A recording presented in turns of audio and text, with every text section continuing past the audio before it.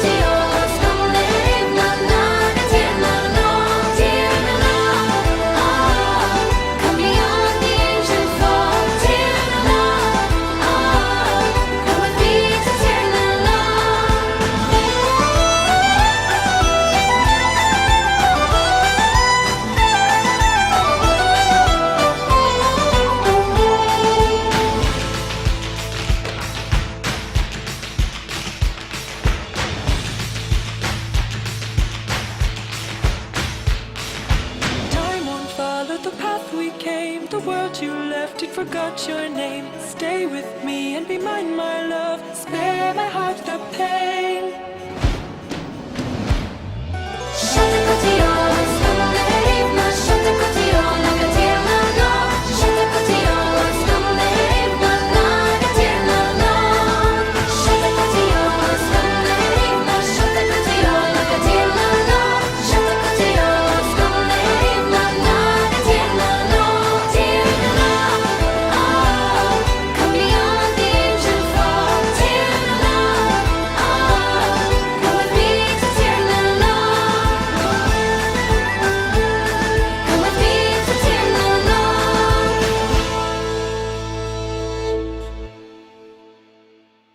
Celtic Women, the first time at Monte Casino. Welcome to South Africa. It's only been a couple of hours, but how is your South African experience so far, Eva?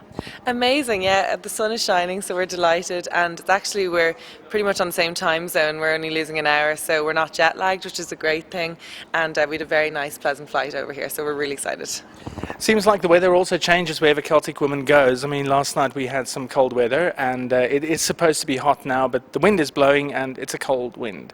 Well, for South Africans at least. Do you get that a lot wherever you go? Well, I mean, when we were in Vegas a couple of years ago, we were doing a residency there for 3 weeks, and we were like, brilliant.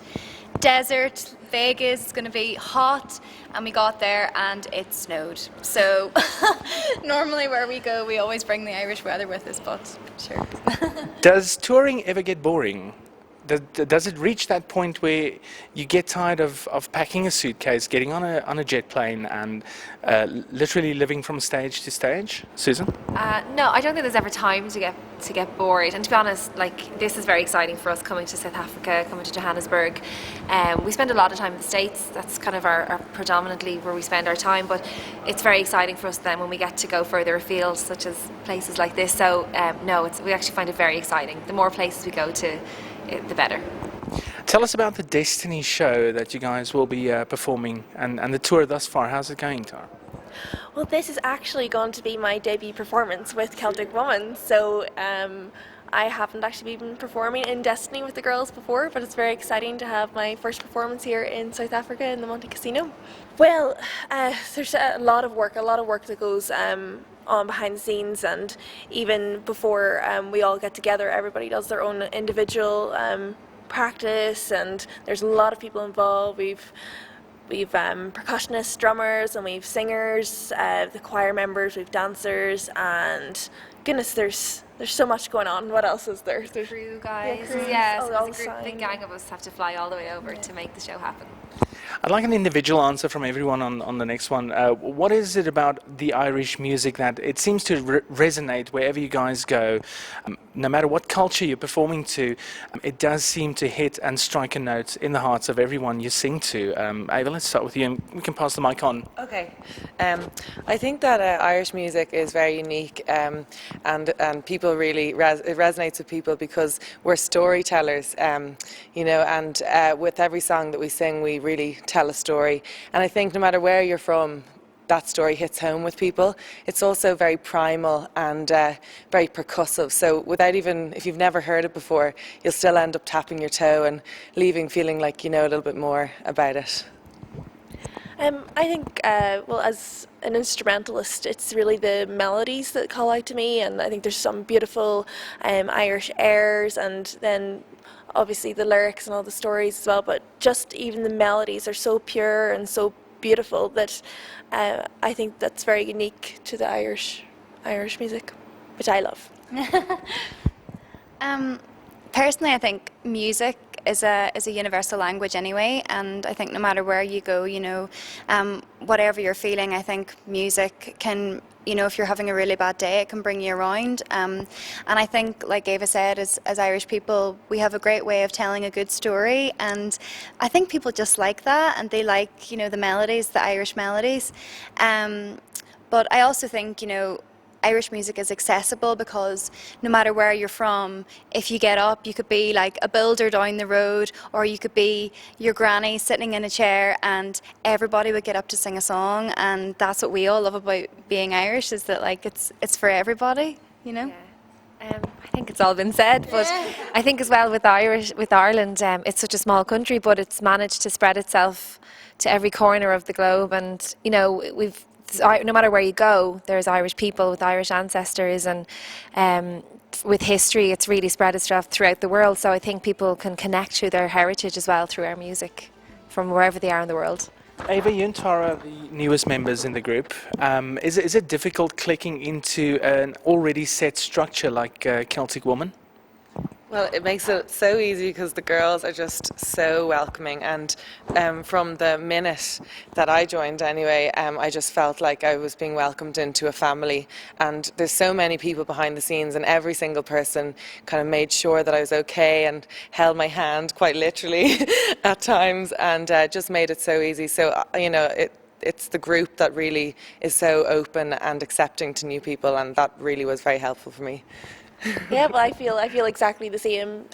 Yeah, the girls have been so wonderful and so lovely to me, and also just the group. They're also so talented and such hard workers. So I was able to just come right in and just do my thing because everything else was perfect. You know, all the girls, you know, have all their songs and everything. It's just perfect. So it was so nice for me to just come in and could just sort of try to fit in. Yeah. Combining the classical aspects, Susan, with the pop culture, fusing it actually and making it accessible and mainstream to everyone. A lot of purists in classical music might not agree with that, but it works and it sounds fantastic.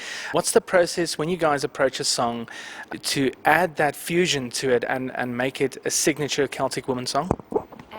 Well, we have a wonderful MD, musical director, Gavin Murphy, who has a wonderful way of taking these traditional Irish songs and putting a modern twist on it. And what I love about it is that you sing songs every night that are really well known to people worldwide, like Danny Boy and songs like that, and McGillimar, but actually he puts a real slant on them. So you definitely know that what the song is, but it's like you're hearing them for the first time. So I think we owe a lot to Gavin Murphy for that. He's also a classically trained composer at Berkeley, and but he also is like grew up in an Irish trad background too. But he's also a massive lover of funk music, and I think in Celtic music, yeah, in this album in particular, in Destiny, like Oro Shidava Hawalia and stuff like that. You know, it's real funk based. Now Oro Shidava Hawalia isn't in this show, but you know, it's great to hear that like element of making Celtic music funky as well as being classical. Bringing it It's into fusion, the yeah. 21st century and Yeah. making it accessible to younger people. Because I know for us, sometimes growing up, your parents were kind of, they can force this kind of music on you, and sometimes you're like, oh God, I want to hear this again. And then it's like, it's becoming more like popular again, and it's cool to love Irish music, and that's why even changing it up and making it cooler again, you know, for young people to kind of access, it's great.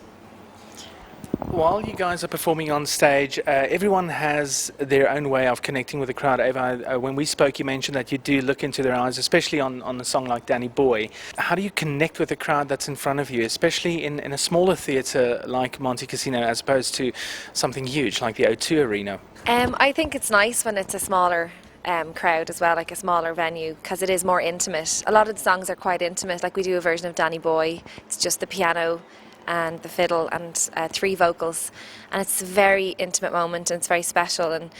And I think if you're just honest, if you give an honest performance, if you believe what you're singing, you can see it. You can see in the faces of the audience that they're completely with you, they're engaged, and there's moments like that in the show where you can see their faces and they're quite emotional, and it's difficult for you to not to kind of contain yourself and not get carried away with their emotions. So that can be quite difficult, but it's a nice interaction too.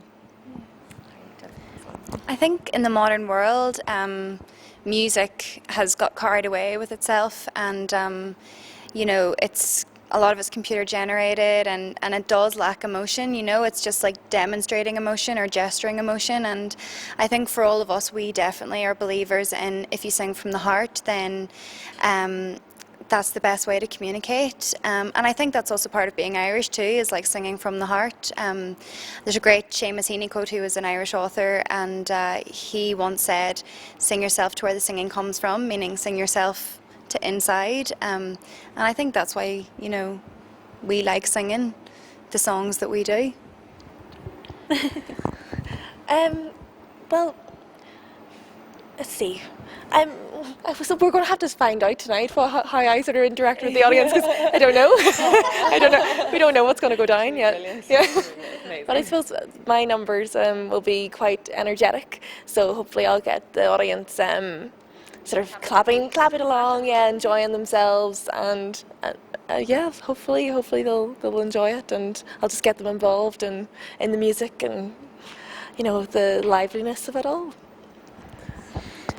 I had said to you previously, but one of my favourite times in the show is kind of Danny Boy, when it's all stripped back, and then it comes back to kind of traditional Irish music. I grew up singing traditional Irish music, and usually you sing it unaccompanied, a cappella. So when it gets to that point in the show, I feel like, you know, we don't need to be wearing the dresses, we don't need all the glitz and the glamour. It's just 4 girls standing on stage being honest and singing, you know, the truth. And I think that's why when you look into the audience, some nights you see people crying, laughing, or whatever it is, and you can feel it. Like Susan said, sometimes it's hard not to like get emotional. You have to go get it together now. You know, I'm up here to get it together. But yeah, so.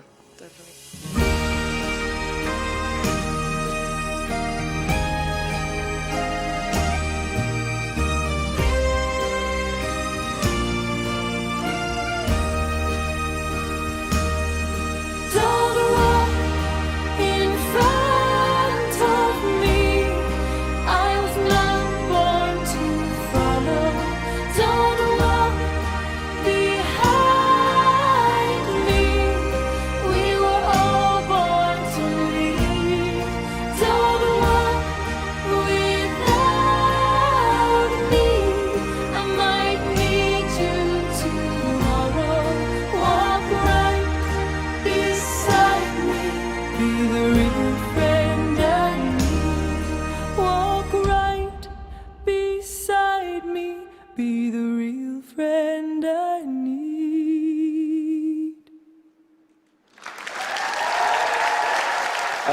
Do you and how do you relax away from the stage and away from the music, Ava?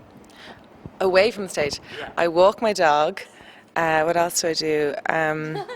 I go for nice food, and I light candles, and that's what my ritual. Yeah, that is actually lighting candles, food with my dog. Yeah. Is Ireland as green as the pictures seem to make it look? Yes, it really, really is. We were talking about this earlier. It's all about the rain, the amount of rain. So the grass is very healthy, and we have a lot of it. We have a lot of sheep that are on the grass, and we have a lot of redheads like myself floating about the place. So it's pretty. We're pretty exactly like the postcard. Right. Do you ever have bad days within the group, and who is the most difficult to tour with? To be quite honest, I'm not just saying this. We got on so well, and I don't think there's ever really been any bad days, has there? There really hasn't. I think the whole reason why we were put together as a group, I mean, we all have to, audition essentially to be a part of Celtic Woman, or and when I started, there was a 6-month period where they kind of see if you're going to get on with everybody, and not one of us has ever not made it past the 6-month period, because we all like each other and we are all just genuinely friends, and if we weren't friends then touring would be so much harder, wouldn't it? So no, to be honest, that's the answer to that question. We always get asked that. They said to me I must do the next question with the accent, so do people really use the term top of the morning to you? No. That's that question answered. No, only people like yourself or Americans or no, they really don't. That's one of those Irish myths. Yeah. Made famous by Hollywood. Yeah, I don't think I've ever heard another Irish person say to another Irish person, top of the morning. I think they'd probably punch them in the face if they did. Or just hello, or no. Right. Down the line, favourite food and drink? Food, pizza, wine. Favorite food? Well, I'm a vegan, so my sister makes an amazing pumpkin salad with like pumpkin seeds and cranberries. It's gorgeous. And favorite drink is prosecco. Oh, I should have said that. I'm actually just like Susan as well. My choice of food is pizza, particularly Domino's. Do you have Domino's? Oh yeah, and especially yeah. So and the cookies from there as well, because they're all like melty and just out of the oven.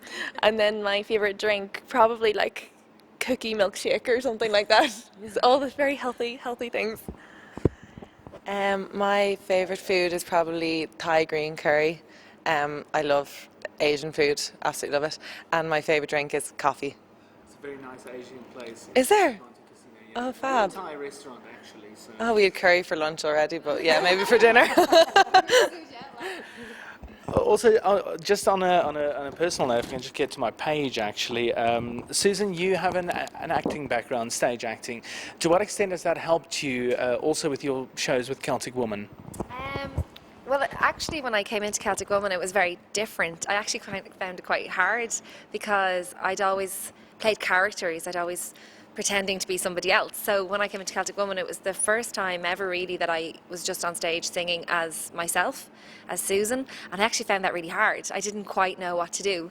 So, but in a way, you just have to take every song and be the character of that person, put yourself in whoever wrote the song, from their point of view. You just have to kind of become that person.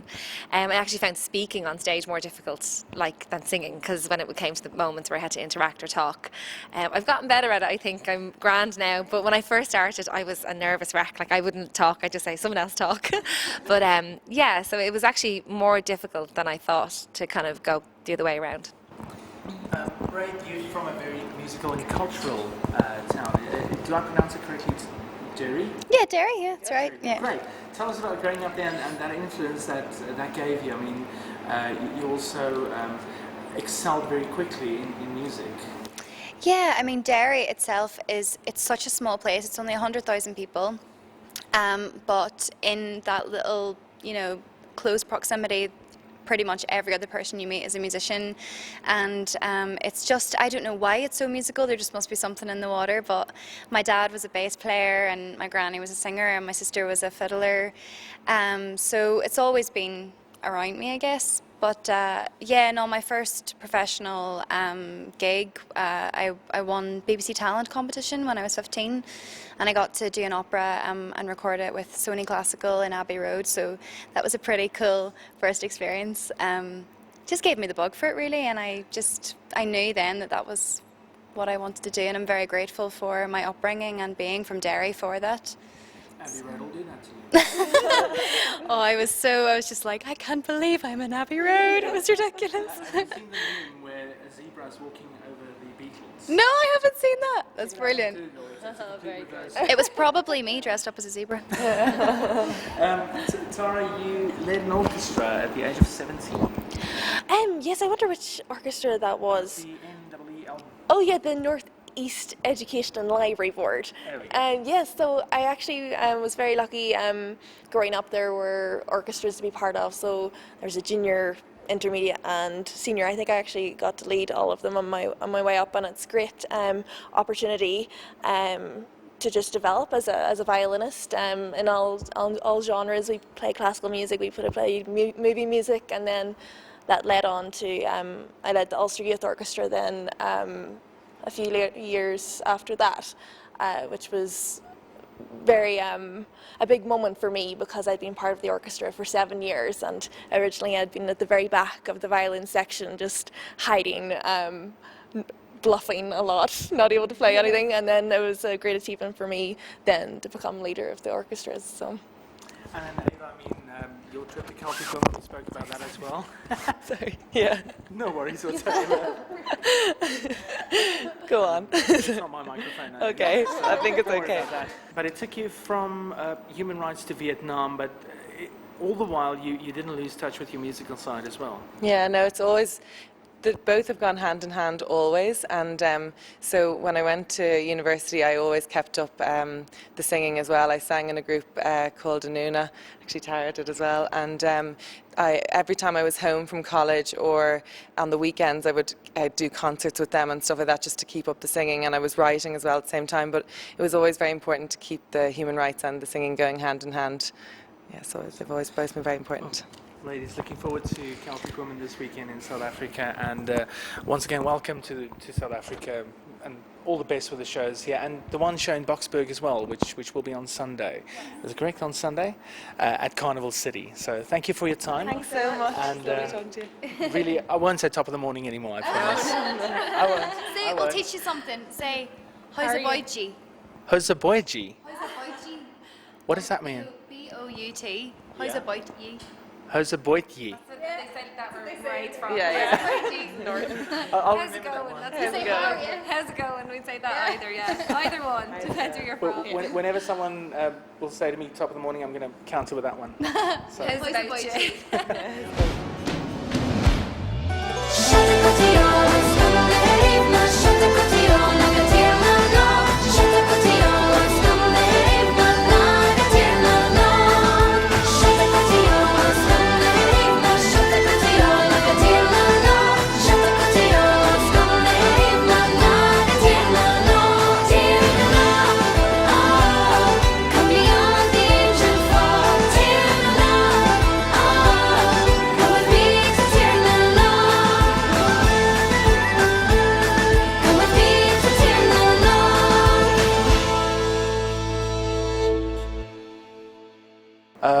Good morning in Afrikaans is goeiemorgen.